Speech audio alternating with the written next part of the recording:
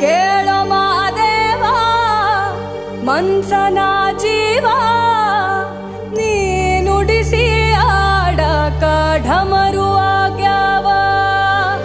ಯಾಕ ಶಿವಲಿಂಗ ನಡೆಸುತ್ತಿ ಹಿಂಗ ಏನೇನೂ ಇಲ್ಲಯ್ಯ ನಮ್ಮ ಕೈಯಾಗ ಎಡವಿಸಿ ತಾಳ ಉರುಳಿಸಿ ದಾಳ ನಡೆಸಿದಿ